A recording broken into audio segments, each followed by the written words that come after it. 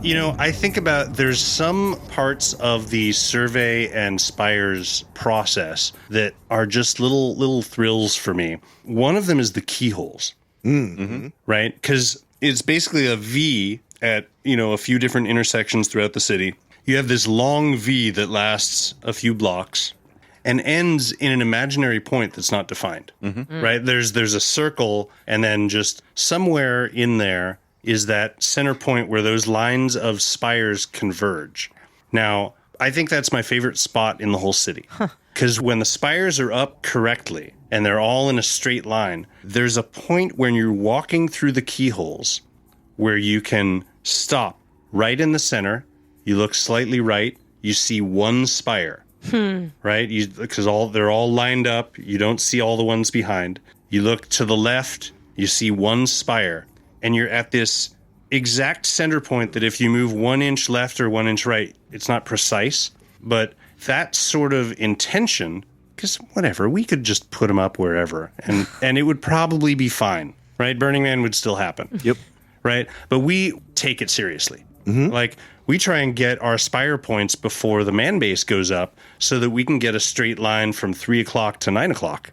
So that we can get, if the man wasn't there, you could be at the top of 12 o'clock and look down to the end of 6 o'clock and see an unbroken one single spire. Oh, that's so cool. Right? That's what we're going for.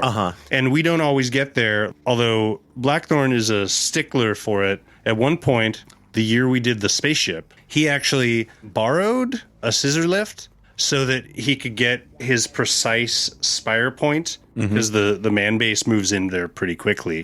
So he was like trying to make sure that he had the exact right alignment of the spires between 3 o'clock and 9 o'clock, which no one but him is going to see. But that's what makes it art. Well, it's also, you can see it from the aerial photos. Like, the crispness of it is a lot of what holds the whole image from above together. Yeah. I have always recommended, so we have the bike racks outside of center camp, and it was always a lot of work to try to get them to be in a perfect array. I suggested this for us, and I suggest this for you as well. Just, Photoshop it. Absolutely. Yeah. Yeah, we're never going to do it, but if Burning Man was actually cool, our theme one year would be Messy Bitch. And that year, we need roads, but the roads can go anywhere. And so can the bike racks. Sloppy City. The roads are where the water trucks happen to go. I like Messy Bitch, though. I feel like we need to lay it out like a Southwest Portland neighborhood. Trapezoidal blocks. Some blocks are triangles. Yeah. Bunch of roundabouts. That sounds great. A bunch of roundabouts. How are we going to make sure that some of the streets are one way, though? Yeah, no, the thing is, when we're doing survey, we got to walk around with the intention of traffic jams. But only when you're walking up and down 530. Really Right, manifest that 5:30 traffic jam every morning. I'm just like thinking about all the lovers and strangers who are going to be yelling at each other right in this spot. What a beautiful moment of connection. Everyone's going to have, a 4-way stop that no one can move at for 45 minutes. Right, exactly.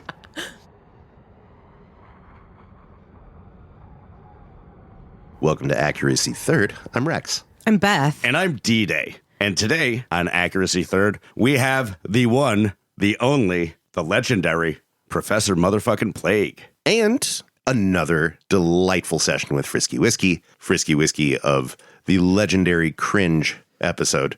Buckets of blood all over the playa. Sometimes our guests have survived a plane crash.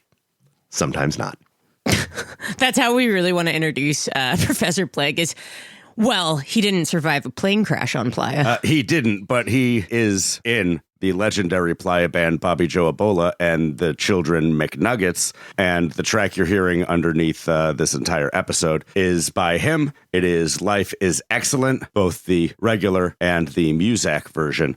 You can find him and his music on Bandcamp and also at BobbyJoeEbola.com. And you damn well should. And you should go in the show notes and follow those links, as well as a fabulous link to a 20-minute long documentary about that band. And we've also got a YouTube video in the show notes about Survey, a thing that we are talking about in this episode. And that we're talking about at least twice this season, because this is the season of themes. Speaking of themes, Beth, Rex, what is your favorite spot in the whole city? Steam bath project at Nectar Village, even though they failed to be open last year when I went again. Last year was a special year for failure. Yeah. And at least this time when we found them closed, it didn't result in being way too drunk and sunburned at the From the place. torture project. Hey, remember the Holocaust? Here's some mint project. Well, if you're going to take the steam bath project at Nectar Village, you know what? There's a lot of places on Playa that I never go back to. There's neat camps that never return, or there's, pieces of art that are really lovely but don't come back. One of the things that has come back that I have lots of different great memories at is the firehouse. Oh, yeah. Yeah. We've had some fun at the fire. I feel like for several years, we've had some really peak moments in the firehouse, like And we're D-Day. going to be talking about one of them. Don't talk about that right now, because one of the questions that was asked in our Discord in regards to asking Accuracy Third anything is, what is the worst drink you have ever been served on Playa? And even though you've told this story before, Beth, we can save that story for the AMA we're doing in a couple weeks. So I would say on the second or third floor or roof of the firehouse is one of my favorite places on Playa. Mine used to be under the empty shade of the center camp structure back when I was much more responsible for that portion of our department's project. But before and after that point, I would have to say that my favorite spot on Playa is always in the deep dark, in between several blinky lights in deep Playa, trying to convince my friends to go to the one that everyone wants to go to the least besides me.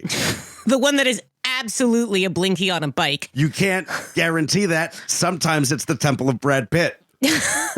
Very rarely the Temple of Brad Pitt. Yeah, but when it is, Much more frequently, it's just like a light next to where an art project should have been. A glow stick dropped on the ground. how did that glow stick get so bright?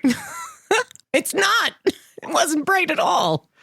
There is a lot in this episode about surveying the city and city planning, which might be a bit in-depth and dense and dry for some folks, but shut up. It's interesting to me, and you should know how the city is laid out.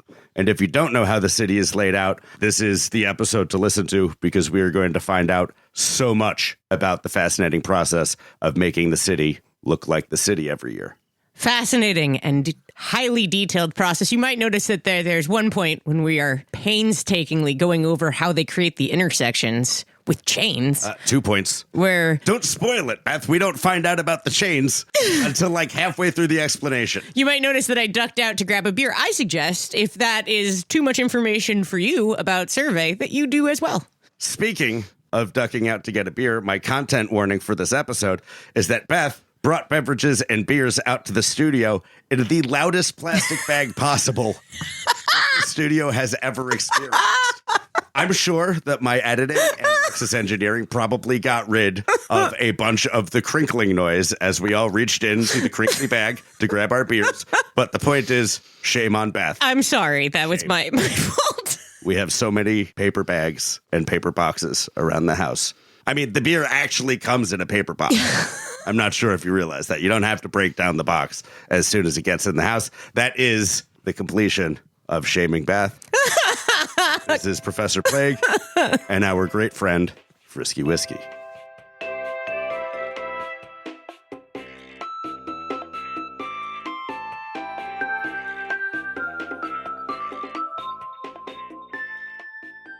Can you hand me that glass Yeah, sure. so that I can put whiskey in it? Thanks. Yeah. So, Professor Plague. And Frisky Whiskey. And Frisky Whiskey. And the return of Frisky Whiskey. Stop speaking over me, speaking over Frisky Whiskey, Yeah. Beth. Stop speaking over me, speaking over you. For our long-term listeners, you may recall Frisky Whiskey's death-defying plane ride at Burning Man. Oh, yeah. And Frisky Whiskey has helped us by recruiting a friend to come in and talk to us about, I don't believe we've ever talked to anyone from Survey. Ooh. What is survey? Survey. It's like a poll, but actually, it's exactly like a poll. Is survey like a part of census?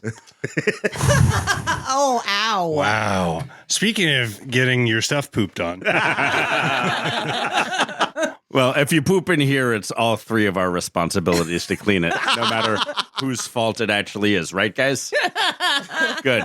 Go team. Great. Wow. Well, let's see. Yeah, I'm on the survey team and have been for the last 10 years or so.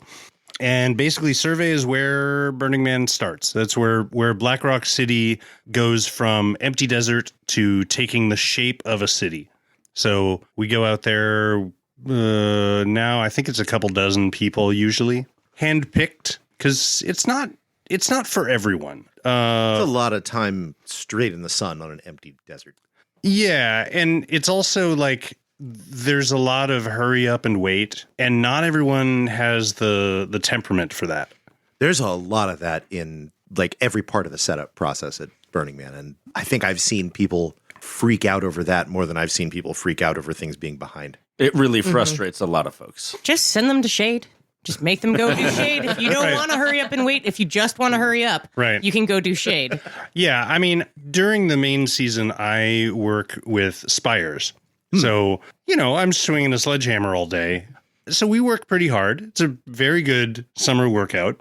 And I remember early on, my first or second year, we had finished a little early. And our captain, Blackthorn, was like, why don't we go try and find some other crews to help out with?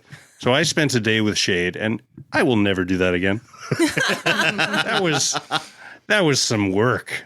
Yeah, I'm always really impressed by Shade people. But that is, if you're one of those people, and there's a lot of them bumping around DPW that just cannot not have something to do, Shade is your spot. You will always have something to do in the hot sun. The thing I love about Shade is those tall ass vehicles they ride around in. Their names are Elvis and Priscilla. Yes. Aw, I had no idea. It's so much like a pirate ship is just like coming up aside you and raiding you and leaving Shade in its place. Yeah, and the crew doesn't dissuade you from that at all. The way that they act while they're on the ships. It really does very much look like something that George Miller checked out at one point and was like, I want to make a movie about that.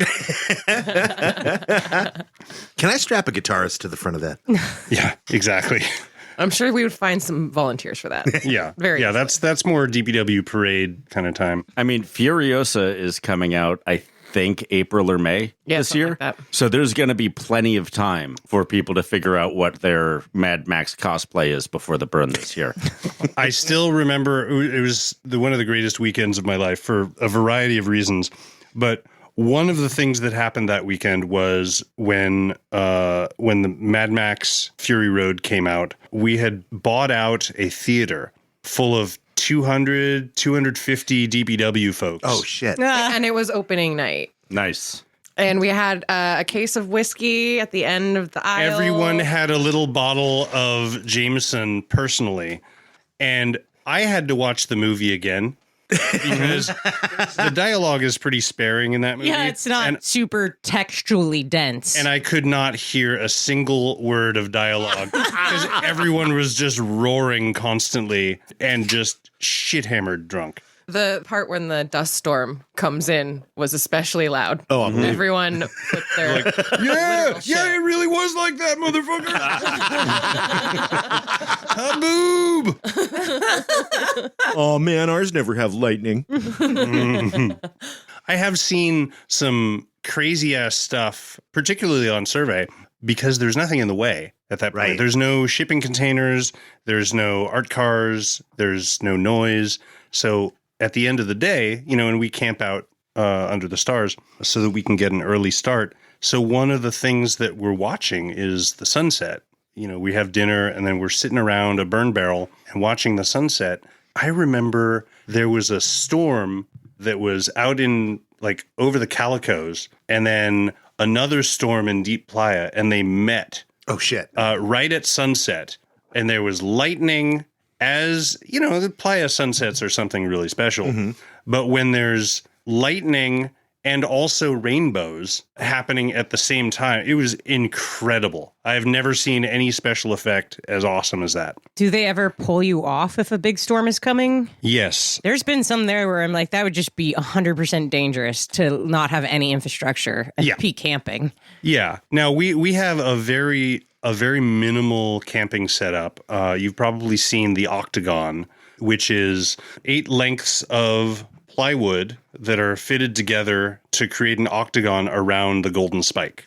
And that is our base camp. Put a little bit of shade cloth over one corner, and we all pretty much sleep either in that or in the backs of trucks nearby. But we have to be on alert because there have been times we've been woken up at 3 a.m. and it's like, okay, gotta go. Storm's coming. Right now, wow. And we've made it off with seconds to spare. Oof. And so the weather has the first and last say in terms of how fast the survey process goes. Now, on average, how long is that taking? In a perfect world, it takes about a week. And in a less perfect world, we can get it done in like 10 days. But essentially, there's a bottleneck. Like everyone's waiting to get on Playa and put up the fence as soon as the city is laid out. Everyone else is hot to trot to get their jobs done and get their footprint on Playa. But we have to kind of take things slow because it's really easy when you're walking out there for 8-10 hours a day to get really sun-fucked and make a dumb mistake. Fuck it, man. Road goes here. Right. Exactly. And it's sometimes difficult to explain to people that we have to have a relaxed attitude. We have to keep our minds clear-ish because big mistakes, even little mistakes, can telescope out. Oh, yeah. Yeah. Right? So if we're... like things in circles often do. Yeah, and as you can possibly imagine, center camp is a difficult thing to survey out because it's just like a bunch of concentric circles and a little bad math here, a little bit of forgetting how many steps you took there, and you got to redo it again. Not that that's ever happened officially. No. You got one of those wheels on a stick? No. Oh. No, we do not. That's a... Well, you guys need to get some of those in addition to your little telescope I was thinking you on just tripods. get, like those really long pieces of fabric measuring tape. Isn't that how it goes? Yeah. They used to use chain. Really? Yeah. That makes more sense than the fabric. Just like they do in football. Yeah. Have you ever seen large mistakes in the map? Yeah. Yeah. You just don't ever speak of that to anyone? Yeah. There never are any officially. Yeah. Yeah. Now, the important thing to remember is that we don't tell people we're done until we're done. Right? If we make a little whoopsie, like we can go fix it, and everyone has to kind of have a good attitude. This is where selectively choosing the crew becomes really important because that kind of frustration after you've worked all day and like, oh God, we got to redo it. You have to just kind of bounce back and go like, well, it is what it is. We've always had that one coworker who's a huge downer. If one person is defeated, it's so easy to defeat everyone else. Exactly. I never seem to have one coworker who's a downer. I can never find that weird pervert on the bus. I always say there's one. Nobody ever wants to see my balls. Yeah, so we try and get everything done before other crews come on. And I hate to talk shit about any other crews, but I sometimes wish placement could be a little bit more patient. Oh, we've been all shitting on placement past couple years. Yeah, because they will come in when we're not done, when we haven't verified that our results are correct. Just putting their cute little fucking flags in. Boop, boop. And here's the thing is like Blue flag goes here. Blue those- flag goes here. those little wheels are not accurate over long distances. You may think that the playa is totally flat, but if you're going like up and down little divots and like taking steps, those little deviations do add up. Oh, yeah. And they're looking at tolerances of between 10 and 20 feet. So sometimes they'll just put the edge of the block just in the middle of the street. Oh, God. It just looks like a runway. Ah. And the placement people are all very nice, but if they would just wait until survey is done, I know they would be behind because they got a lot of flags to put in the ground, but like this way you don't have to do it again. So no beef with fence crew. They're fine. They wait their turn. Oh, yeah. They don't really start putting up the fence on the playa until the city's laid out and survey is done. And they have other stuff that they can do in Gerlach and out at the ranch.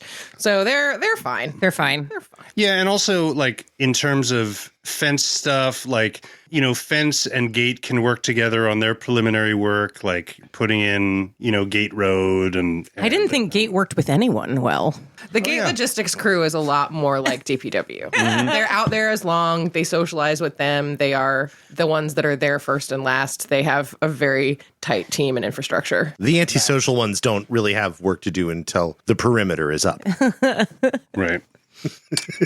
Yeah, it's a lot of fun, but our work schedule is determined not only by weather, but by the time of day. Because we're using laser pointed rangefinders.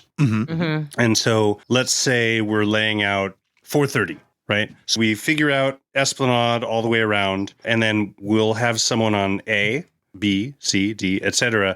And everyone kind of bounces off each other with these laser rangefinders. They start to malfunction once it gets too warm. When you get those heat shimmers, they stop becoming accurate.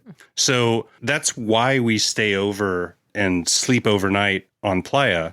It's not because we're the cool kids. At sleepaway camp. We have to get up as soon as we have light and start working until our rangefinders don't work anymore. Right. Then we go into town for siesta. You know, we basically wait until it's cool enough to come back. So like maybe 4:30, 5. And then we work until we can't see anymore. And then we're on Playa for the night. That's the way that the rhythm of how survey works is determined partly by the technology that we're working with. How do you lay out the curves in the street? Well, first you make a grid, and then you start putting points on that grid, and then you string between the points. Yeah, basically, it's like cat's cradle. No, what we do is once we have Esplanade, which is a whole thing because the rangefinders won't go that far, we have to actually go to a halfway point. To get to Esplanade from the man. Yeah, and everything is radiating out from the man. We've got Coyote, who's running the whole thing, and he's got surveying equipment, like a theodolite, which is like basically a surveyor's tool that will line up compass points with like whatever direction you're going. The telescope on the tripod thing. Right. Exactly. And I thought Coyote was just a pretty face that was the head of something. He also has a clipboard with a list on it. He also plays a mean saxophone. He's Oh my God, killer he does. sax player. Yeah. So he's there at the center in the Octagon all day, and we've got radios, and he's telling us. So we'll go to Esplanade and we'll mark the radial streets. clock points, right? And once we get 4:30 generally is due south. Okay. Right? So if you're ever trying to orient yourself with a compass and can't read, then just find 4:30, that's due south. Go north and you'll hit the man. So we get the clock points on Esplanade, and then from there, we have someone who stands at that point, right? We'll start at 2 o'clock or 10 o'clock, depending on what time of day we're starting, so we don't have the sun in our eyes. And we have someone who acts as the Raven. They basically are wearing a high-vis vest at Esplanade. And so we'll go out to 2 o'clock in A and get our, I think it's 800 yards or something, and bounce that off and say, okay, I'm in range. We call into Coyote, and Coyote will say, okay, 1 inch left. Whoa. 2 inch right, mark. And we put a flag in the ground. And that becomes the center of the street. And then from there, I'll have someone behind me who's at B. Okay. Saying, now in range at 2 o'clock in B. And he'll say, 2 inch left, 1 inch right, mark. And we put our flag in the ground. And we do that all the way out to the edge of the city. And the telescope on that thing is very good. He can get 1 inch tolerances in like almost a mile out. That's cool. Yeah, it's very cool. So we'll go from nearest to furthest, and then we move to the 15s, and we'll get the points for where all the road pegs will be. So the road pegs are generally at the 15s and 45s. What do you mean by the 15s and 45s? On the clock? Yeah. So So at 2:15. the middle. of So the halfway box. through the block. Yeah. Okay. Right. Basically helps roads out so they don't have to try and figure that out. We can just get that for them. And you're plunking these down in the middle of the road, or do you Yeah. do... So the flags that we're putting down become the middle of the street. Later, after we've gotten all of our center points, we've gone all the way around the clock. And that part is probably the most fun for me because as you're getting in range, you generally have a partner with you. I was wondering if it was just like one person. It's like for the absolute like Yeah. introvert and burner, where it's like, would you stand by yourself in the desert for A week. Yeah. I mean, you can do it that way. Yeah. It's a little easier when you have someone who's sort of like a squire carrying right, carrying the flags and writing the location on the flag so that as we're driving by, like, you know, you have an orientation point, like we're at 3:30 now. Great. And they can also do the road peg points while we're walking to the next block.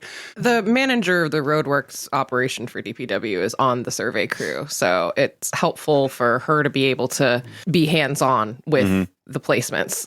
how many miles do you put in a day in walking? Well, it depends on what street you're marking. If you're doing K, A lot. it's a slightly different story than A. But And how many letters do we go out to now? it depends on the year, right? I think we've gone up to M before. But yeah, so we'll go through that process all the way around, and it's kind of a fun game to try and get as close as you can, right? If you can get it, and Coyote says, Mark, and doesn't have any adjustments for you, Yeah. that's pretty badass. That's a ringer, and you don't really keep score, but you kind of do. And it's kind of a fun game. If you're doing A, you come up with a different word using that letter for each one. You know, it's clear over the radio. Like if it's A, I'm standing at, you know, in range at 3:30 and antelope or whatever. Like I think at one point I only chose diseases. Nice. Got a lot of time to think. Also, on Yeah. theme with the name. Yeah. 445 an abscess. Yeah. I think when you're just all of the roads start with A, and we use the second letter in the word No. to distinguish which road it is. We start with aardvark, abscess, access. Yeah. Admiral. Thank you. Admiral. Yes. I was really surprised I got AC. Yeah. That is more or less how we line up the center points of all the blocks. How did you get involved with it? It seems like small, tight crew. Obviously, it's a personal invitation from someone who knows the crew, who's working on the crew, who knows this person to be a good fit kind of deal. And is also a city planner who works on a road crew. Right. So there's a couple things. Like Coyote is the one who sort of picks the team. Oh, it's a hand-picked Coyote team. But it's also, there are practical reasons why you would want some people on the team. So I had been Real tall guys. Yes. Right, exactly. Can go without water for long periods of time. Great. Really rocks a high-vis vest. Bring their own shade. Yeah. No family or friends. How good do you look in a humongous hat? Yeah, exactly. I had been working on the Spires crew for a pretty good number of years. Hey, Plague, this is a great time to tell people what spires are in case they don't know. Yeah. Oh, Spires. And how quickly can you put them together and or take them apart? The great Spire off. Yes. So the Spires, if you've ever been to Burning Man, and if you're listening to this, you probably have, they're the way you find your way home in a dust storm. The big wooden things that line the promenades, in fact, define the promenades, and that you'll see at the keyholes and all throughout the city, these big wooden things that the lamplighters, for some reason, gravitate to in the evenings. Wearing it's kind of weird like culty outfits. like moths and flame. Exactly. Exactly. Yeah. Those have to be put up, and they have to be put in the ground with 3-foot concrete stakes. And then there's holes in the concrete stakes, and you screw those into the base fins. That makes them pretty robust. They can hold up to 65-mile-an-hour winds, and And you driving your bike in most small vehicles. Most small vehicles. Now, when I started, you didn't get meals if you weren't working that day. So once the spires are all up, I had no work unless someone ran over a spire. Weird incentive. They Cans give of you there. soup for Mr. Plague. So I just didn't eat, But every once in a while, someone would run into a spire, and voila, I would get a meal pog. A very, very magical system that Larry developed. He was a humanist, I hear. Yeah. You know, I'm feeling pretty hungry, and I couldn't notice your car is kind of trashed. Exactly. I'll bring you an extra bun.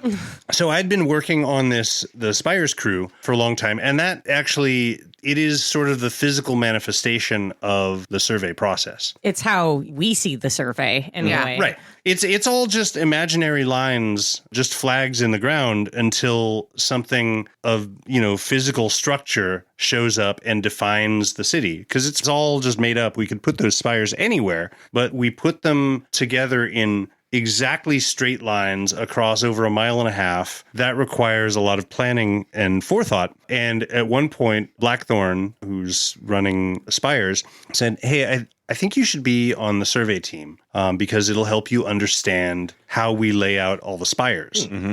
And it makes total sense. I learned so much from doing survey about the structure of the city. I don't really get lost anymore. Whereas it all just used to be a big thrum of activity. Now I'm like, oh, okay, I kind of see the bones of the city. And to me, survey is like a big summoning spell. I'm not a real big woo person, but I think about this Greek myth of Cadmus, the guy who supposedly brought the alphabet to Greece. There's a story where he planted dragon's teeth in the ground, and it sprung up as an army of skeletons. Ooh, very Army of Darkness. An army of darkness, if you will. Exactly. Now, that story has been somewhat interpreted as the way that the alphabet changed society and reorganized it to allow for the rise of states and organized permanent armies. Well, that is what states and armies would tell you. Yeah.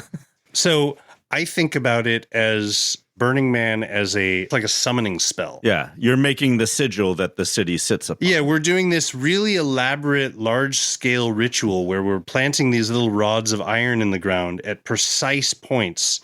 And 3 weeks later, this city of possibilities sprouts up like a mushroom. It's about as close to actual practical magic as I can imagine. That's rad. I am glad that you're carrying that with you while you do this giant, tedious task. You need to have the intent or it doesn't work. Yeah. Yeah. Exactly. I love that because I've thought of the map as an inscribed sigil for a long time, but I've always interpreted it as a parabolic amplifier of our weirdo energy so that we're blasting bizarro mutant waves northeast across the Badlands into Canada. I always thought of it as a bowl of wings that catches our weirdness.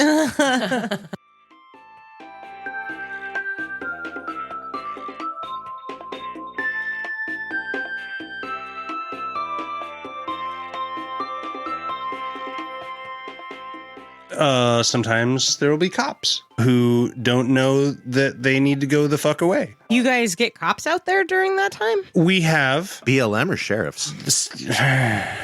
usually BLM.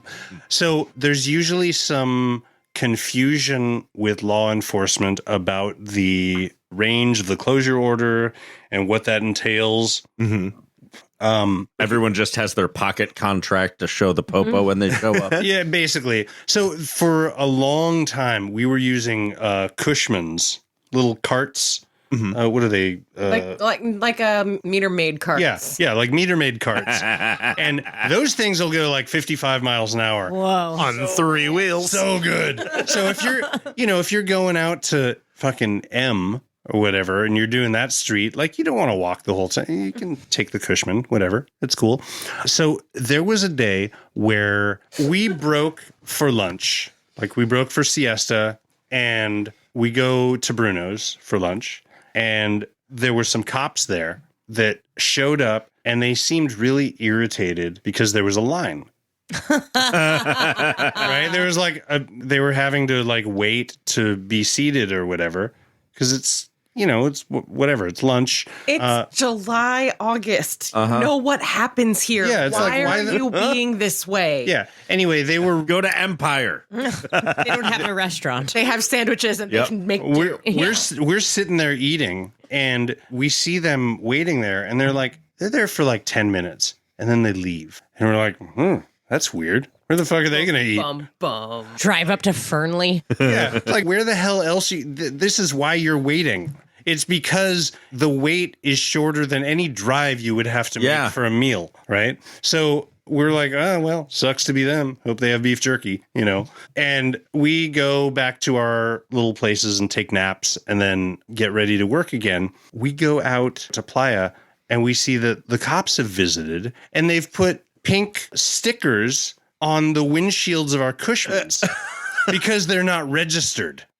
They're not street legal. But they're not on the street. Yes. Yeah, they were under the impression that, and whatever, maybe it was illegal, but whatever. It's not. You can fucking ride 4x4s there. Yeah. You don't need a license for them. Yeah. So anyway, don't get hangry, especially if you're a cop. Like, really, like if they had just stayed another 10 minutes, they would have gotten a nice burger or whatever. Well, they would have gotten a burger. And they Raviolis. Raviolis are good. The best that Cisco has to offer. Yeah, the au jus is all right. Is it though? If you dip the meat in enough salt, it's fine. You gotta get that green chili because it has so much spice on it that you don't care what it tastes like. Nice. Yeah, and I don't. It tastes like throat blood. Oh, man, I want Gordon Ramsay to go out to Bruno's. And shout at them and point at their God. No, those people work really They will hard. shout Oh, back. of course they do. Yeah. Chicken strips fresh or frozen?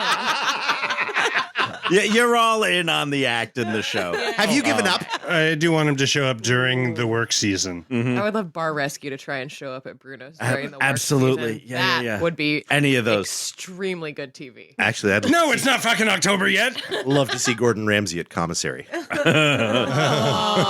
Just Shelly doesn't deserve that. She's wonderful. Those poor You bastards. don't you dare bring that smoke on Shelly.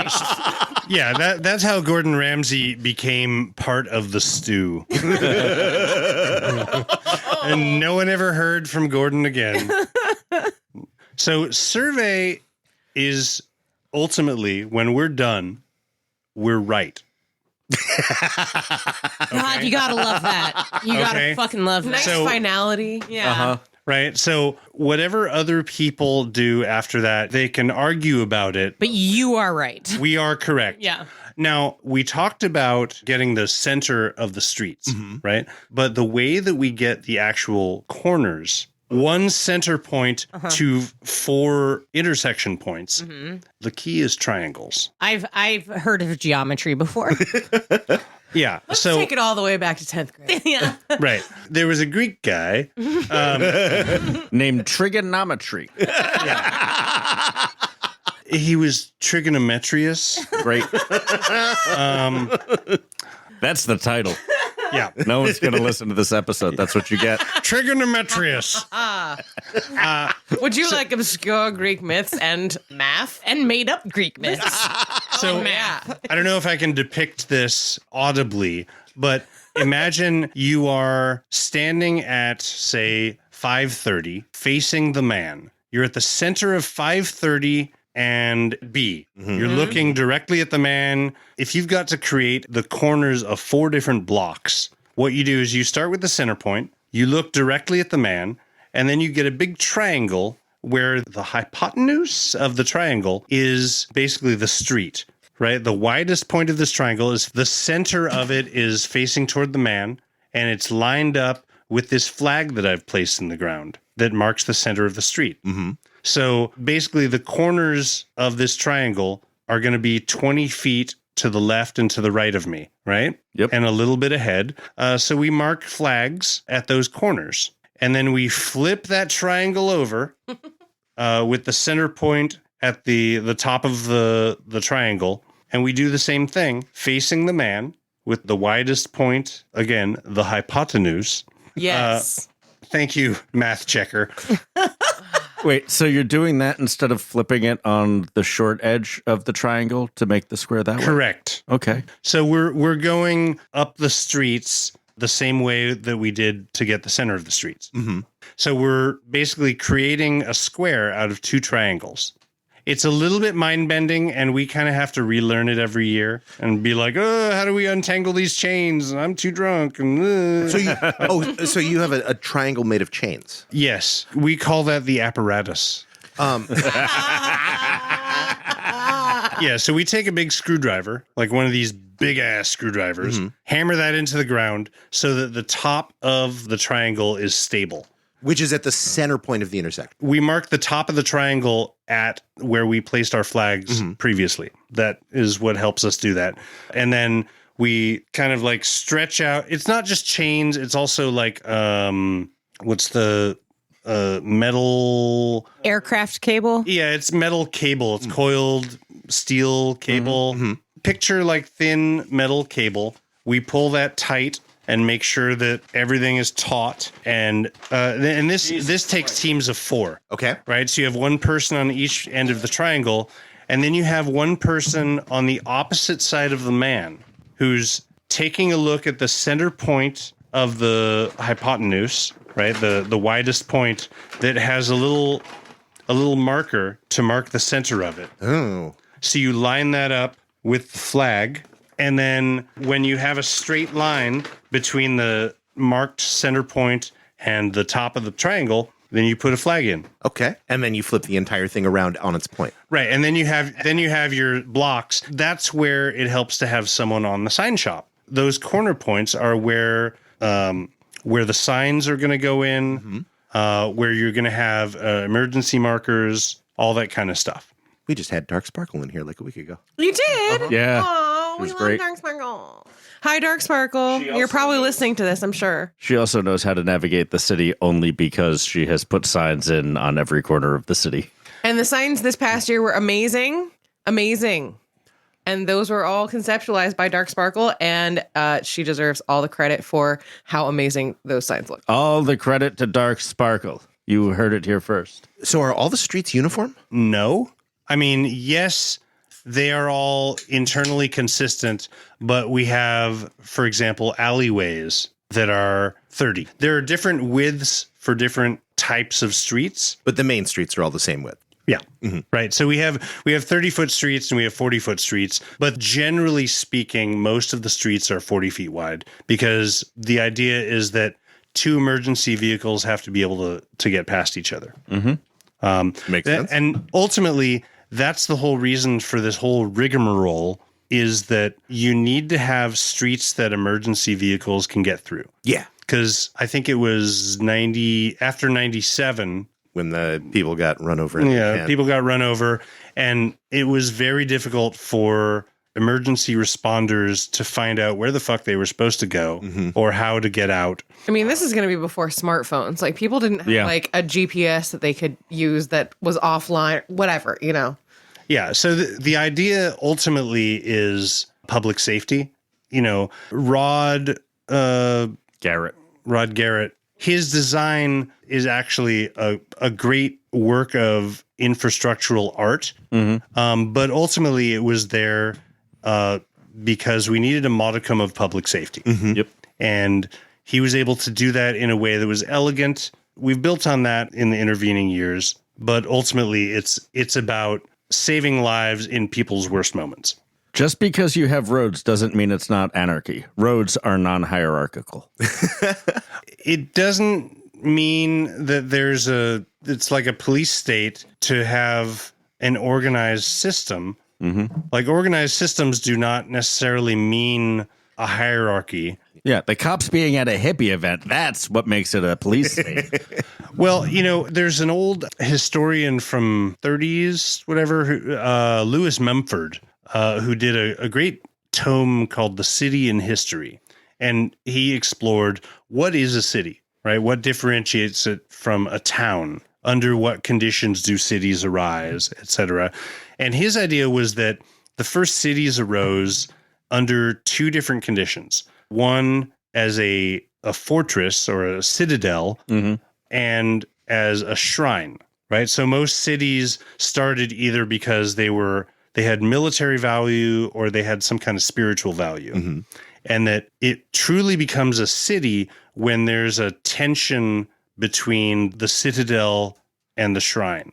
So by Mumford's idea, you could say that Black Rock City really became a city when the cops came in permanently. Wow. If you could say that Black Rock City was essentially a shrine, it was an annual spiritual gathering. I don't think anyone would disagree with that there's a spiritual component to doing this sort of sacrifice. It is and always has been a ritual without dogma. Right. But when the cops came in permanently, it created this tension that continues to this day. And right, it's a constant conversation. But I would say that if you follow Mumford's way of thinking, that's really when it became an actual city. Yeah. It's not a paddock until you fill it with pigs. Right. It does dovetail nicely with like the history of the layout because we like landed on the circular city about the time the cops started showing up. And then we put in a temple. Yeah. Right. And so there's this constant battle, right? Like the cops didn't have their weird cop city at the edge of the town at that point, but that may have been a reaction to the increased spiritual power, whatever. Well, having them at 6 o'clock did not work. Shaco Tacopolis. Some really great patches from that year. And just incredible meme grist when they shot their shot and we're like, yeah, what if we could get Choco Tacos while we're out here? Huh? Why don't you make the cops a Department of Burning Man? Life is excellent. The tap water tastes like excrement. The skies rain poison, but I gotta pay the rent. I played for a long time in a band called the Hobo Goblins, and the banjo player in that did a Cheshire rock opera each year where he put poems of Lewis Carroll to music as well as taking songs that were inspired by Alice in Wonderland and putting it all together into an evening of music and food. Alrighty. That sounds pretty. Did that for pretty long. It might be going on this year in Oakland. I don't know. What do you play? Me? Yeah. I play guitar usually and sing. I like that survey is also like, but we are also a band. Most of DPW is a band. Yeah. There is an on-playa band. Essentially, that the survey is the start of the season for the DPW. Do you know Stolik Naya by any chance? Oh, I sure do. God, do we? Yeah, I've burnt that song into my brain a few times. But you should stop being humble and talk about the song. The song. That yeah. So my other band, my main longest running project, Bobby Joe Ebola and the Children McNuggets. What's the name of your band? Bobby Joe Ebola and the Children McNuggets. I fucking love it. And can we use your music in the podcast? Oh, you sure can. Absolutely. And there's a song that for some reason has become kind of a standard out on Playa called Life is Excellent, which whenever we start playing it out there, it turns into a sing-along, which is great. It's kind of one of the unofficial DPW songs. Like that, and I do what I want, damn it. Yeah, but this is one that, you know, when you're hanging out by a burn barrel and you don't have amplification, you don't have an iPod, you don't have a iPod, Jesus Christ. No. We don't have an iPod. That's true. Beth, you have an iPod? Not anymore. See, no iPod here. Bluetooth into your millennial speakers. Your Discman has run out of batteries. Excuse me, my cassette is tangled up. Hold on, hang on, I gotta take a pencil and wind it up. But like if you're Remember all that bullshit? I don't happen to like this music, so I have the Scotch tape, and I will be re-recording this album. Just give me a second. I'm splicing. Okay, Frisky. If you are out there, especially early times, sitting on the porch at the DPW saloon, or if you're hanging out, you know, no one's got them newfangled speaker technologies. Or it's considered ruder than playing guitar. Yes. If you start singing Life is Excellent, pretty much any DPW will start singing it back. I like that DPW hides its musical desires this deep. Oh, like, yeah. no one knows that there are DPW sing-alongs. Oh, yeah. there I mean, sure well, are. essentially the Spires camp, there we have a sign for our shade structure that says Spires Music Conservatory. Because every night we're getting together and playing music after work. And That's usually people just adorable. kind of like gravitate toward it. You know, Yeah. you're sitting in a camp chair. You've got a bunch of other empty camp chairs around you, and eventually all of them get filled. We work hard, we play hard. And after about a month of working together out in the desert and spending our evenings together, we kind of have a band. Had a lot of rehearsal. Right, exactly. So if It only takes 3 jam sessions. That's always been true. pretty much. And a lot of us have been playing together for so long. Like me and Blackthorn, I mean, we've known each other since 1998. And actually, he is the reason that Thunderdome had their first weapons. Oh, wow. Did they just used to punch each other? Yeah. They still do sometimes. So here's the thing. This is a little bit of an elongated story, but my friends and I About went. Burning Men? No. Beth, pipe down.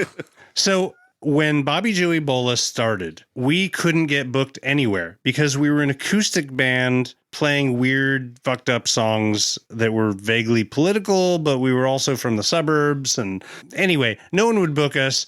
So we put on our own shows called Geekfest. And these were like all-day events out at Point Malate in Richmond. You also, and I'll let you get back to your point in Yeah. just a second, but you might have to take a moment and consider most venues only have so much marquee. It's true. God bless the signage workers who have had to deal with us. I hope they're union.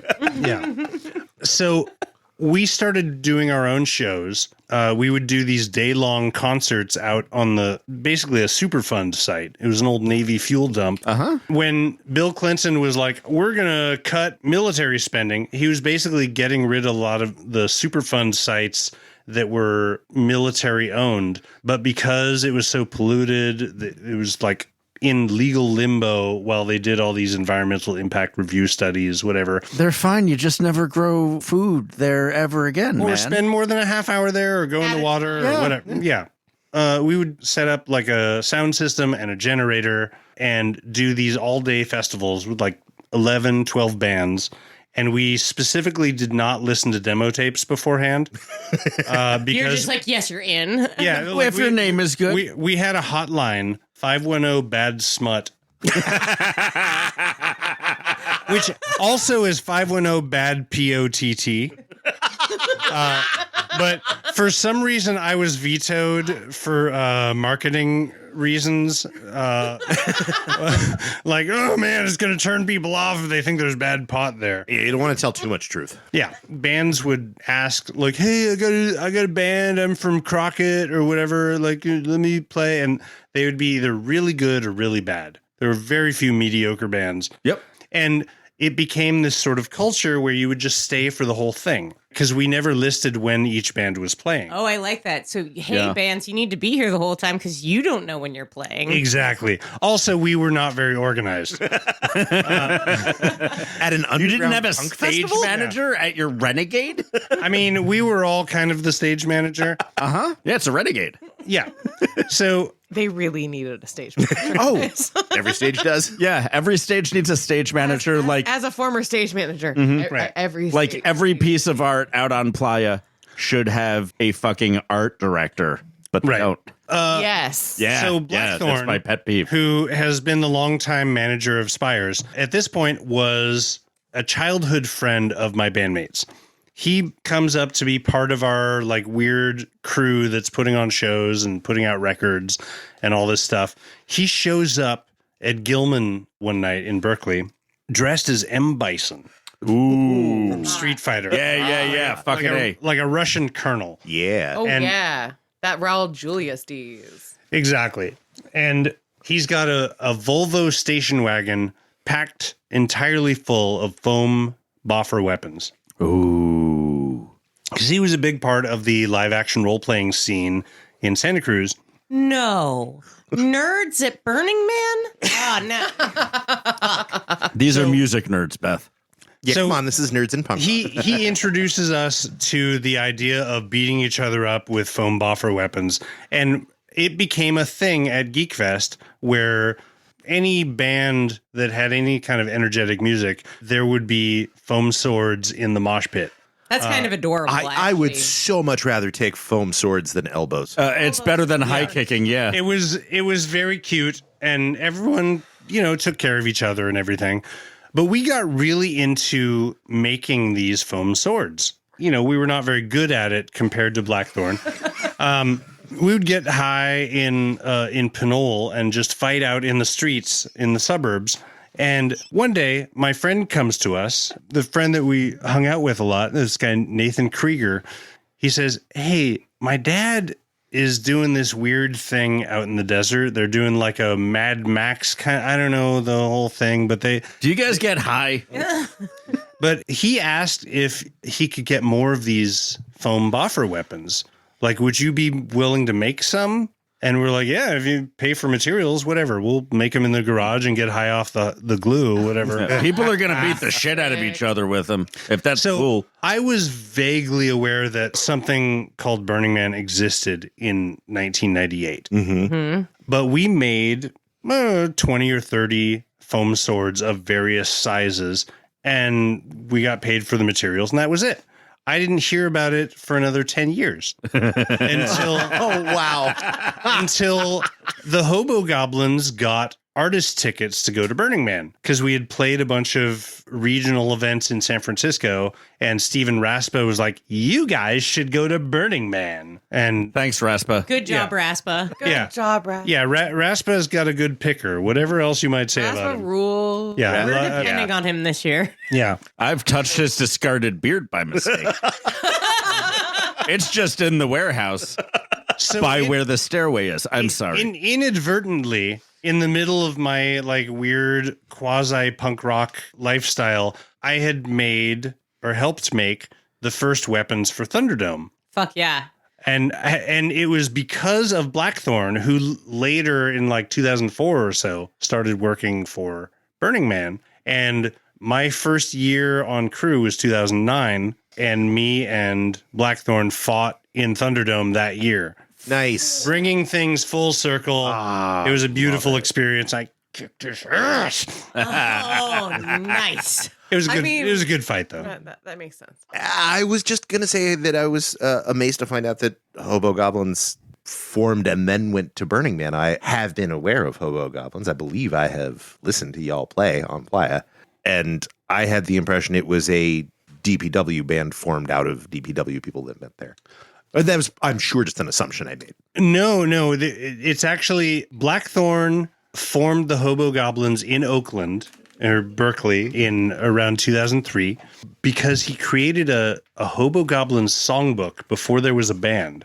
He put together a collection of traditional songs, Irish drinking songs, like old like Elizabeth Cotton songs, and then songs that he and his friends had written, and I was among them.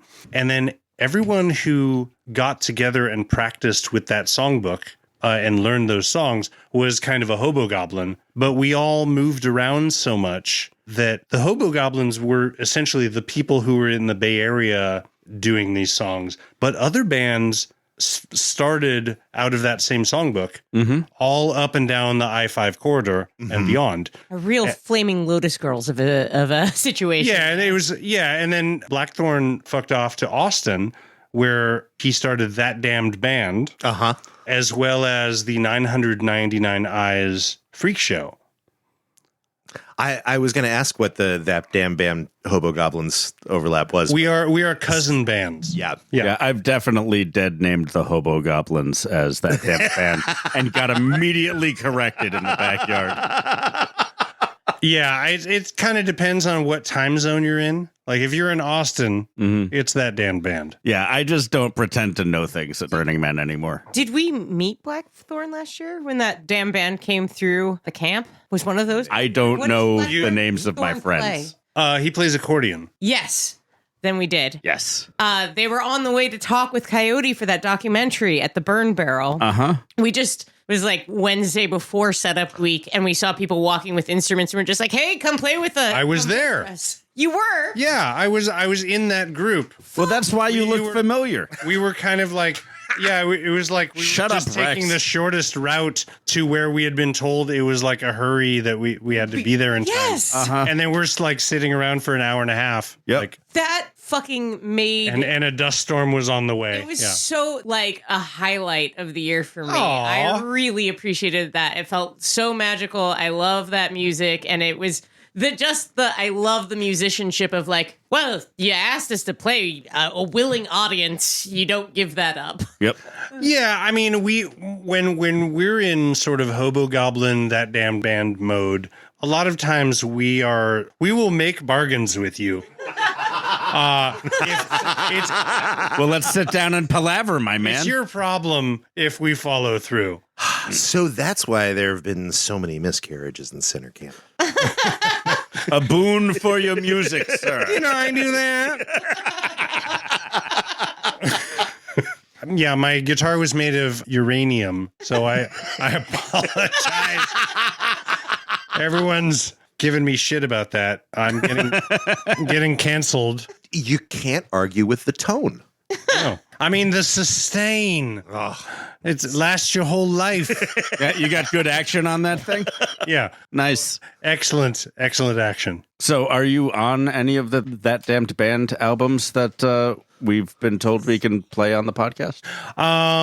Yeah, so I'm not on any of the That Damned Band records, but the Hobo Gobbelins, I'm on most of their records, and then Bobby Joe Ebola and the Children McNuggets, I'm one of the two songwriters in that group. Point us to all the links. We'll buy the music for the podcast. Absolutely. And we're actually, Bobby Joe Ebola has been kind of on hiatus for a long time as we've had lives and jobs. You need a drummer? Jobs and whatnot. You need a bassist or rhythm guitar? I can sing, It's funny.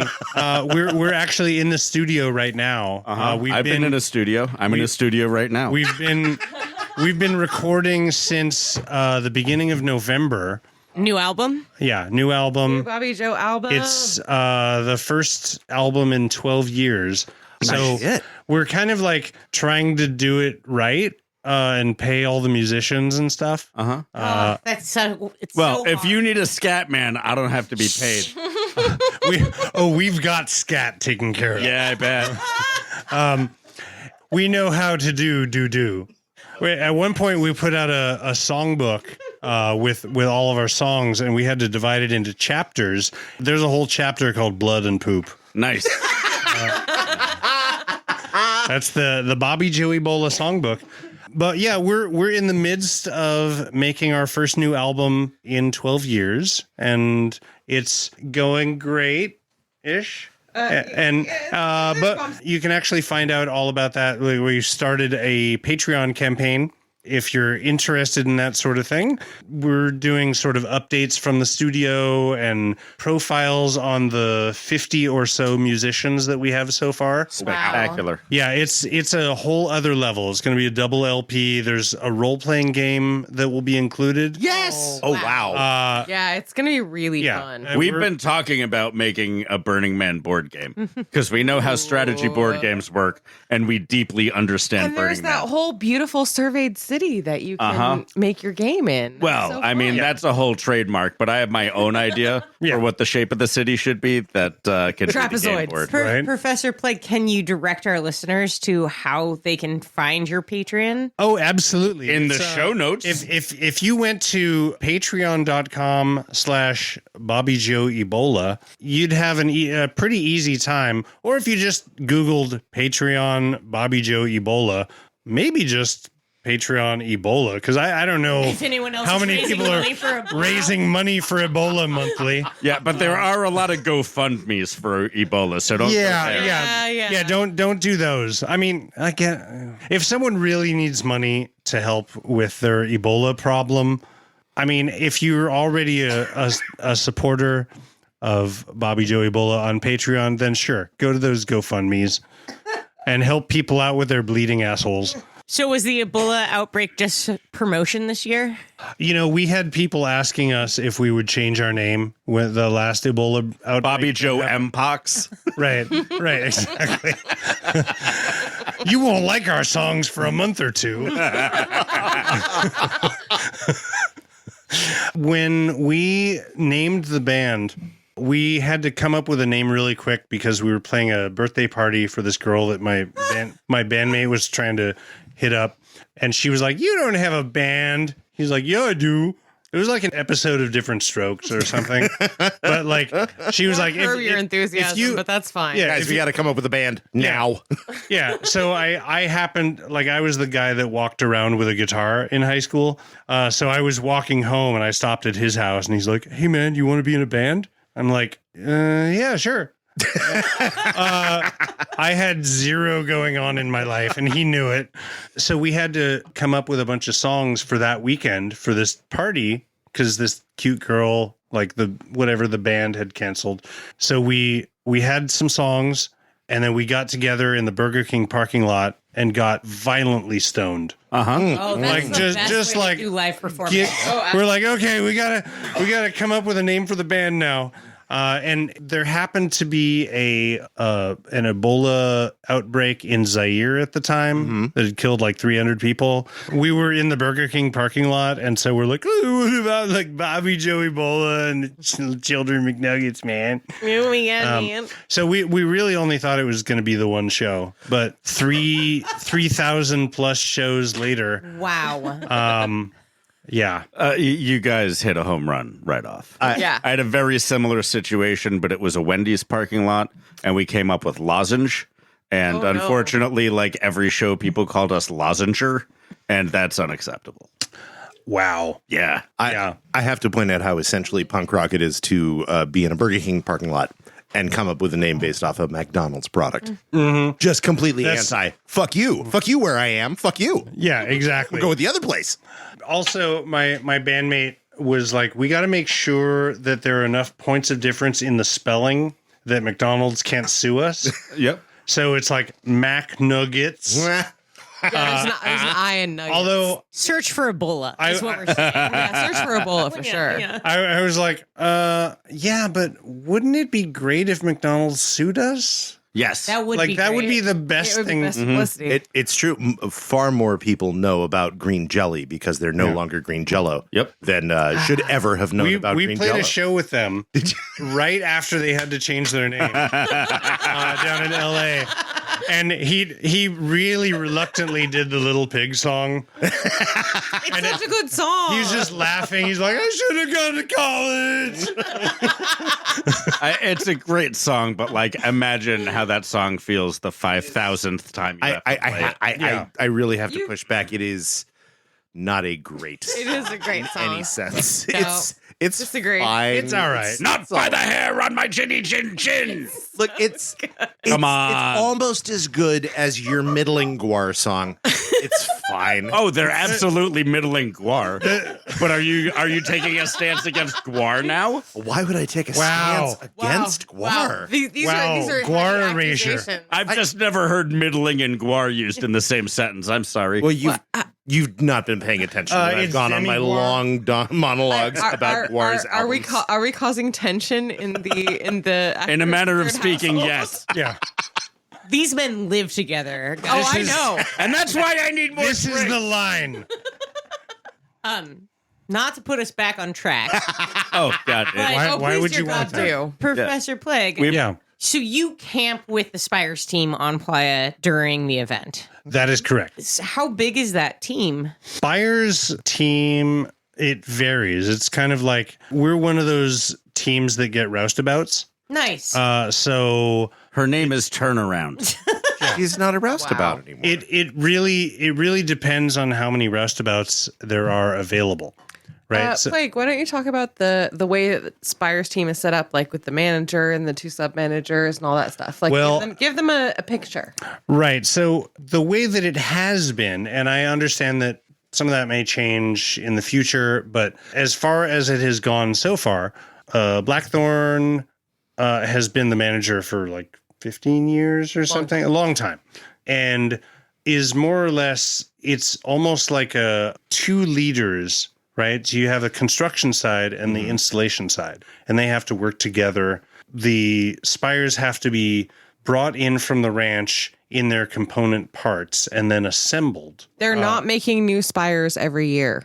No, they use them I can tell. as long as they possibly can.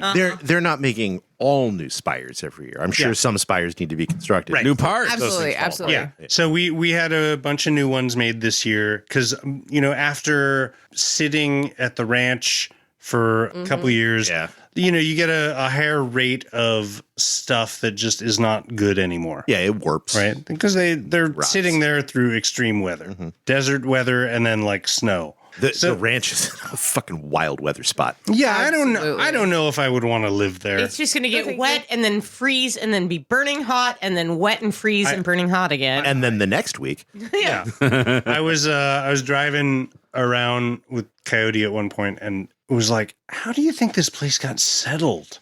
Every place sucked back then. Yeah, but it's like this particular place, like if you're traveling across country and he's like, yeah, probably the wagon broke. At least it's flat. At least it's flat. Yeah. Most of the stuff in Gerlach, presumably Empire as well, is like made with railroad ties. Right? So a lot of that stuff is just the fact that the a railroad railroad goes came there. through and there was some lumber. yeah, there's a mine there. And Yep. Yeah. You got to Goes stop there. places. Might as well stop there. So basically the way it works is like you have the construction side and the installation side. So while the depot is getting set up, because that's where the spires get constructed, right? There's a spires shop at the depot at the top of 530, and that takes a while to get going. After a while, they build up speed and you have a certain amount of spires coming each day. But before that, there's a lot of downtime for the installation team. So we will go and help with roadworks, right? So we'll get them help set up. Like we're usually helping gate roads set up and helping roads paint road pegs or whatever it is they need. Spires and roads generally have a very symbiotic relationship. Yeah, in general. roads basically kind of split off into its own crew from spires, if I'm not mistaken. There is definitely some family tree shit going on between survey, spires, and roads. Are y'all cousins? And signs. They're all relying on the same information that comes from survey. Right. And they're all doing very similar things. They're demarcating the structure of the city. Right. That is a part of the DPW family tree that falls under Coyote's jurisdiction, which makes absolute sense. So once that happens, then we start sending out teams to get our spire points. So on the promenades, for example, right, 6, 3, 9, and 12, what we want to do is we take our center points that we surveyed at 12, and we get what's 40 feet from that, all right? 20 feet from each side, rather. And we set our spires in, and then we go to the other end, right? We go to the fire circle at the man and get our points there and try and get an exactly straight line. Then we put in the center one. And then from there, the rest of the spires, it's pretty easy to eyeball them into place. Right, we have someone at the end who can look through There's glasses. a thing you can actually see now as a opposed to rangefinder. yeah. Right. So at that point, you don't need a rangefinder anymore. You can just use binoculars. Right. You can look through binoculars, and as assistant supervisor, assistant manager, whatever. That's a lot of times my job. Is I'm at the end looking through binoculars, saying, okay, move it one kick left. A kick. One kick. Yeah. Yeah, because you want to line the bases all up with each other, and then once that's done, they mark it and they basically hammer all 4 stakes in, screw them in. But when you're screwing them in, you have to make sure that they're correct on both axes, so that the spires are as straight as possible. Yeah. Yes. And some of them are old wood; they're bananaed, they're fucked up. So you kind of have to split the middle a little bit. So we have a cider that goes to each axis and is like, okay, push, right? Push that. all right, screw it. And we have two people That down is- there with that is- screwdrivers. Way too much like birthing a baby for me. Yeah. Push! Push. Screw it! Screw it. Push. Yeah, so it's all hammering and screwing on Spires crew to get erections. What are your feels about your area's signature and incredible party? Well, I very much enjoy doing survey personally, partly because of that sort of ritual aspect, like going around, like going like, wow, someone's gonna like fall in love or out of love, like right here where I'm placing this flag. Aw, Right? Like someone. I do really enjoy that you hold all these ideas while you're doing this. He's It's so an incredible beautiful. romantic. Yeah. Don't let anyone know. Yeah. Yeah, I mean, I'm not the only one either. Like, there other people have different perspectives that they bring, but I just think about the range of possibilities of human activity that are going to happen in this space that I'm determining right now. Like, this little, like, piece of iron, there's going to be some wild shit that's going to change someone's life, maybe for the better, maybe for worse, but, like, it's creating... But certainly forever. Yeah, I mean, really all we're doing... More ritual. It's all ritual. Yeah, all we're doing on Survey, Spires, and really DPW itself is stretching the canvas, right? And all the people that show up, and we play our part too. We splatter some paint here and there, but like the 80,000 or whatever people that are there that are doing human activity and making art and making just weird shit happen, that is the art of Burning Man. All we're doing is stretching the canvas and creating this sort of realm of possibility for people. That's such a beautifully humble description of something that is such hard work. Yeah. Yeah, well, that is Spoken like that is someone the who's shine. never stretched a canvas before. And It's a big pain in the ass. You'd hate it. gonna redirect just because I'm very interested. What are your feelings about the 420 party? 420 party for our listeners is something that happens the Thursday of Build Week or something like that. Yep. And it is something that I tend to think of as old school Burning Man party that happens on Playa anymore. It is, as Coyote describes it, the only event at Burning Man that always happens on time. Yeah, that is true. It happens at 4:20 sharp. Yep. On Thursday of Build Week, and it is quote unquote the last spire that goes in. Yeah, the 420 Spire, it's something that initially started out as a kind of clowning, right? It's like it's a clowning routine at a construction site. Yep. That's a beautiful and accurate way to describe it. Right. And everyone kind of wanted to be part of the fun, right? So other crews than Spires started showing up and doing like janky, purposely wrong versions of the thing that they normally do. Right, because the 420 Spire, the Spire that you put up, is the worst Spire. It's a janky, like 30-year-old spire with like a dead squirrel screwed to it, and like just all sorts of awful things. You don't really like. We all wear gloves when we touch it. And Have you ever gone on Yelp for Burning Man? No. Oh, I didn't even know that was... yeah, I've seen Oh, some it of the totally commissary exists. Yelps. There's definitely one that says, "What is that monstrosity of quote unquote art out at 420 and Playa?" When I noticed it for the first time in 2008 or 2009, I absolutely had that reaction of just like, oh, so we're just throwing this kind of shit. Absolutely, in we're now. doing this that's, kind of shit. That's fucking great. Like, look at, there is goddamn paint on the ground underneath this fucking, these irresponsible See the fucks. people that got covered in paint. Yeah, I have right up in them. Yeah, so it didn't dissuade me, the fact that like we're doing it wrong, like to extreme dangerous lengths. It got a little chaotic and dangerous when Heat started throwing pickup trucks with their forklifts. Yeah. Yeah, there were a lot of trucks. I was about 3 feet away from the last pickup that they threw. Let's give them credit for making sure that all glass was broken and out of those trucks. They took yeah. out anything that could have been combustible. We're not Yeah. saying like throw a bunch of shit onto the playa that might be a truck. Like Yeah. you got to do it It's- correctly, and they did it correctly at least. Yeah, it's been kind of a mess in terms of both Moop and just like it just has devolved into total chaos.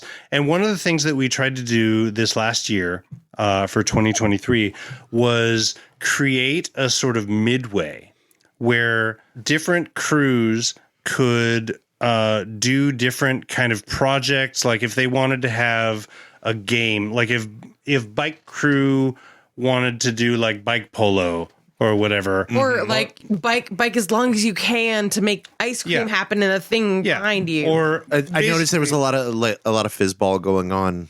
yeah, so we perimeter. wanted to create like a place for fizzball and stuff. So we actually came out the night before and surveyed a keyhole. No way. And there were flags, and we talked with the fence crew, No and they were way. like, "Can you come out and fence off this keyhole?" That's so smart. And so when it came time to actually bring the Spire out, we actually backed the truck into the keyhole, and at the center of the keyhole, that's where the 420 Spire was going to go. So we kind of planned it out a little bit beforehand and created a safe space where essentially, like, if you wanted to be in the pit, you could, but it wasn't something you were going to get drawn into if you didn't want. There's no litter here. It's only litter where there's no concrete. It's the rule. They've got that was Professor Plague and Frisky Whiskey. And what a fabulous interview that was. A lot of ups, a lot of downs, a lot of rock and roll, a lot of surveying, a lot of coyote. And lovely coincidences. Yeah. That really made my night, and it brought me back to like one of the real highlights of Burning Man this year for me, which was that spontaneous concert by artists that I adore and then randomly end up interviewing later. It dawned on me after they had left that I believe I played a board game with Professor Plague at a Burning Man function last year. You know that when you've been participating as long as we have, Everyone kind of looks familiar. everyone looks familiar, and you come across people's names in other places aside from meeting them. So like his familiarness and familiar name, I just discounted that. Didn't even bother to think back. Where had we hung out before? Yeah. Professor Plague was a fantastic interview, and we were barely acceptable interviewers. So we will have to have Professor Plague back on the podcast so we can ask pertinent questions like, how do you get the playa name Professor Plague? And how did you get to Burning Man the first time? And what is your favorite art? And a bunch of other really basic questions that we ask almost all burners that enter the studio, except Professor Plague. That's, You know, those are fallback questions when we don't know what we want to talk about. yeah, Let- it's How much more do you interesting get when the playa name Professor Plague is a very good question for someone named Professor Plague. it ain't bad. That's a one-of-a-kind question, as long as there's only one Professor Plague. Yeah, but if you ask, he might come back with an answer like, you know, I was sick one year. it was my my handle on the alternate. Maybe. Or maybe he was teaching a bunch of bug chasers how to best chase bugs. That's problematic. Rex, Yes. what is a hypersigil? Ooh, boy. Hypersigil is a term that, to the best of my knowledge, was coined by Grant Morrison to describe their comic book series, The Invisibles. A sigil in ceremonial magic is a something written down and imbued with intent to create a magical effect. The hypersigil is something communicated out to bring in the intent of the audience and create change through its content. That is such a good definition. We don't even need to ask the follow-up question of how Burning Man and the map of Burning Man is a hypersigil. Good job, Rex. Hey, thanks. Patrons, you get to hear us talking much more about some esoteric occultist bullshit, as well as about Professor Plague's punk rock credentials, funny swag, and the time the cops accused me, D-Day, of stealing my very own 1988 Dodge Aries. Oh, God, I forgot how long we talked about your guys' cars. Yeah. We hung out with our friends for a while. Yeah. Sometimes when people come in, it's like, oh, somehow we've already been friends for a long time. You know, we've been friends with Frisky Whiskey for a long time. even though we haven't, hung out a bunch or been super close. We've had warm feelings and great interactions with that human for years. Totally. I think those are probably the most fruitful of our friends to interview because unlike some of our other interviews with close friends, we don't just get trashed and yammer at each other. Go down utterly meaningless lanes of conversation to our listeners. Things that are very important to us, but are just nonsense. Well, we did a really good job of trying to derail Professor Plague, but whatever he's got going on in his head. He's too competent to allow really us. well with the ADHD in our three heads, and that dude kept pulling himself back on track. So I was able to cut out a lot of our bullshit that only the patrons will hear in terms of how truly incompetent we are at our Burning Man Project jobs. Speaking of our Burning Man Project jobs, Accuracy Third is produced by Accuracy Third, and the music in this episode is by Professor Plague, also known as Bobby Joe Ebola and the children Mac Nuggets.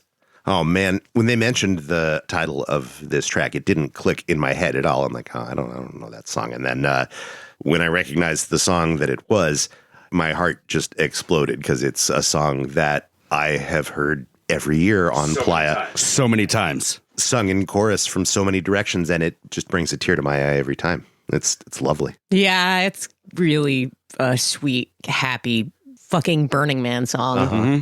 I didn't think I had heard it, but then the second I heard it, I was like, yeah, I have, somehow. Oh, yeah. They rhyme excellent with excrement.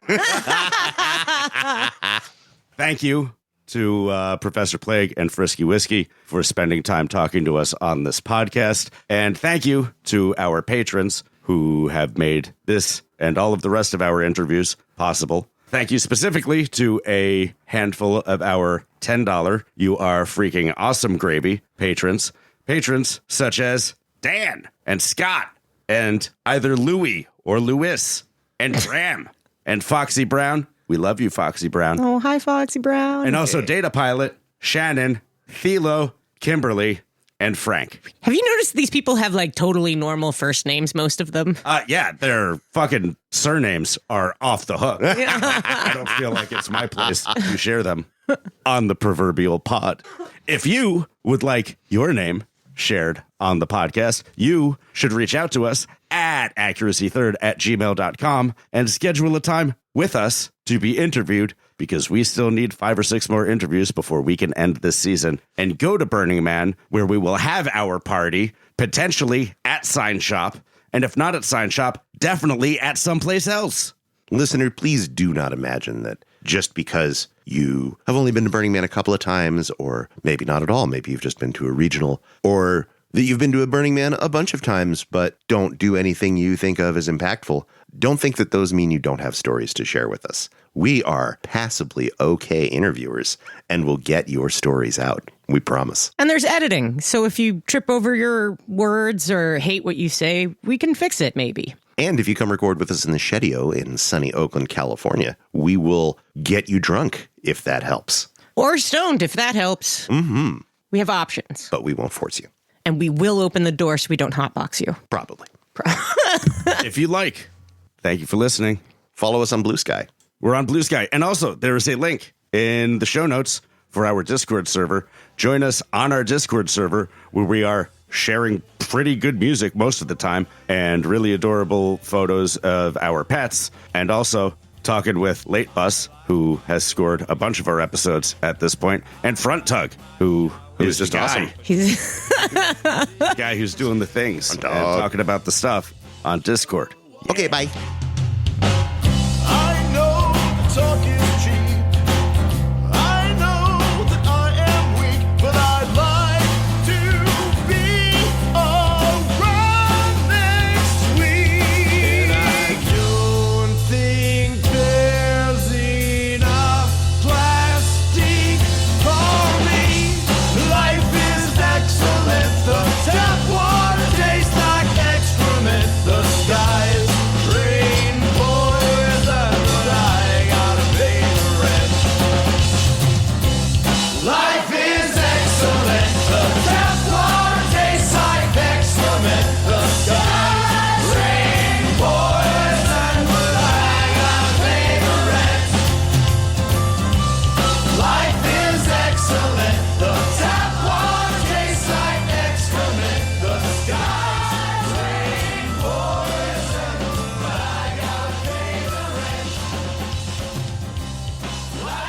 We have a small A team of fluffers that come out to survey because, if you're out surveying L and you suddenly need to take a dump, Rex's face was real good right then. that is a long power walk, my friend. I was just trying to imagine where the nearest porta potty is. The only porta potties are back at base camp. Yeah. I have heard stories about early survey. Just a man and his trowel. Yeah, when they had Coyote and the Coyotes. they had one igloo on the back of a pickup truck, and That's the one we saw in Oregon that was all taped up on the side of the road.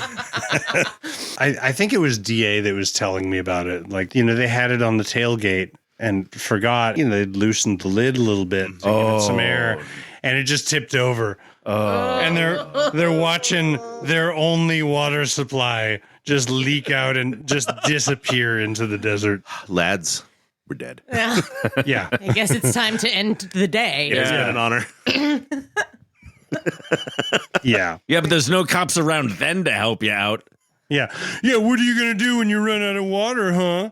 I'm going to back the blue is what I'm going to do. That's right. No, don't put that smoke on my name, D-Day.